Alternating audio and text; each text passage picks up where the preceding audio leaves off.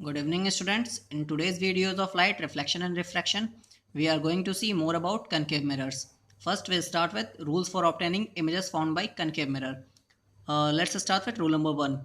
Rule 1 says that a ray of light which is parallel to the principal axis of a concave mirror passes through its focus after reflection. Uh,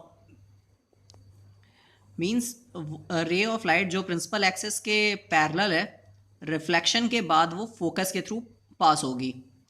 now let's come to rule number two. Rule number two state that a ray of light passing through the center of curvature of a concave mirror is reflected back along the same path. Means वो रे of light जो centre of curvature से पास होती है वो उसी path पे दोबारा बैक हो जाती है, रिवर्स बैक हो जाती है उसी पे. Let's come to rule number three. This rule is just the reverse of rule number one. Means in rule number one we see that a ray of light which is parallel to the principal axis after reflection it will pass through focus. But in rule number three it's just the opposite. Means a ray of light that is coming from focus after reflection it will pass through parallel to the principal axis. Let's come to rule number four.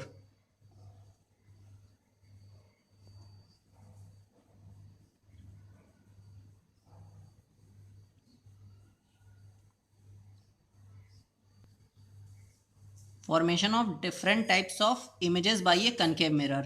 Case 1. When object is placed between pole and focus. जब हम object को पोल और focus के बीच में रखेंगे तो देखिए एक लाइट रे जो parallel to the principal axis है फोकस से पास होगी, दूसरी light ray centre of curvature से पास होगी. एंड ये दोनों एक्चुअली मीट नहीं करेंगे तो हम इनको पीछे की तरफ एक्सटेंड करते हैं तो ये एक्सटेंडेड इमेज पीछे की तरफ बनती है. It's a virtual image. तो इमेज जो फॉर्म हो रही है यहाँ पे वो बिहाइंड द मिरर होगी.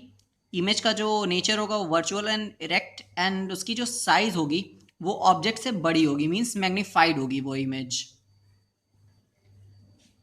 Now come to case two. When the object is at focus, same procedure यहाँ भी फोकस एक प्रिंसिपल एक्सिस के पैरेलल तो राइट फोकस से pass, second centre of curvature से.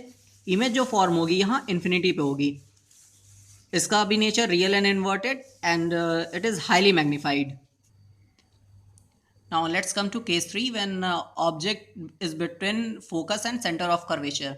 ऑब्जेक्ट जब फोकस और सेंटर ऑफ कर्वेचर के बीच में रखा हुआ है, सेम प्रोसीजर यहाँ भी रूल्स को अप्लाई करते हुए लगाएंगे कि अगर parallel to the principal axis है तो फोकस से पास होगी, सेंटर ऑफ कर्वेचर से जो लाइट रेज जा रही है वो सेंटर ऑफ कर्वेचर से ही बैक हो जाएगी. तो यहाँ पे जो इमेज फॉर्म होगी वो beyond centre of curvature. Nature इसका भी रियल एंड इन्वर्टेड एंड जो साइज होगी वो मैग्नीफाइड होगी, larger than the object. Let's come to case four. Object place at centre of curvature. Object अगर सेंटर ऑफ कर्वेचर यानी सी पे रखा हुआ है तो ये होगा क्या कि इमेज जो बनेगी वो सेंटर ऑफ कर्वेचर पे ही बनेगी, real and inverted and same size of the object. जैसे हम देखते हैं इसमें लाइट रेज जा रही हैं parallel to the principal axis pass through focus and one light ray is passing through focus and after reflection it will be parallel to the principal axis. Let's come to case 5.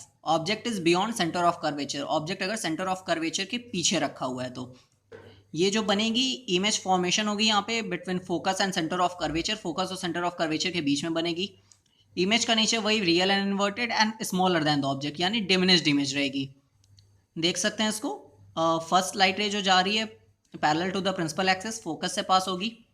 One light ray centre of curvature से जिस जैसे जाएगी वैसे ही वापस, और जहाँ पे ये दोनों इंटरसेक्ट करेगी वहीं पे इमेज का फॉर्मेशन होगा.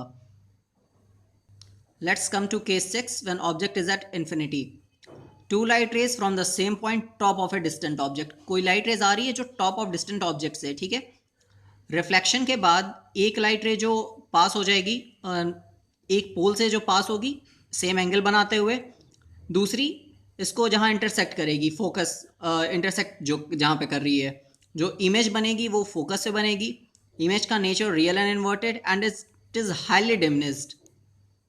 Now all the cases are over. Let's come to the uses of concave mirror. Concave mirrors का हम लोग यूज़ कहाँ कहाँ करते हैं. It is use as shaving mirrors to see large image of the face. हम shaving mirror के तरीके से यूज़ करते हैं जिससे हमारा चेहरा थोड़ा बड़ा दिखे और ईजिली हम शेव कर सकते हैं. Use as by dentist to see large image of the teeth of patients. Teeth of patients देखने के लिए डेंटिस्ट इसको यूज़ करते हैं, जिससे वो उनकी जो इमेज बनती है वो मैग्नीफाइड बनती है थोड़ी सी. And one more thing, light rays को concave mirror, as we know it is converging mirror, तो ENT specialists are also using concave mirror to see in the ear, nose and throat of the patients through this. They are also used as reflectors of torches, vehicle headlights and searchlight to get powerful beam of light. They are also used in TV dish antennas to receive TV signals from the distance satellite communication. And large concave mirrors are used in the field of solar energy to focus sun's rays for heating solar furnaces. Means ये large field में भी use करते हैं, इसको converge कर देती है और सोलर फर्नेस पे ही ये एक जगह इसका फोकस होता है, जिससे बहुत वो हीट तेज़ी से करता है. TV dish antennas as we saw in our houses, वो भी डिस्टेंस सैटेलाइट से कम्युनिकेशन कैच करने के लिए भी ये कनकेव मिरर्स का यूज़ किया जाता है. Thank you students. In the next video we are going to see about convex mirror. Thank you.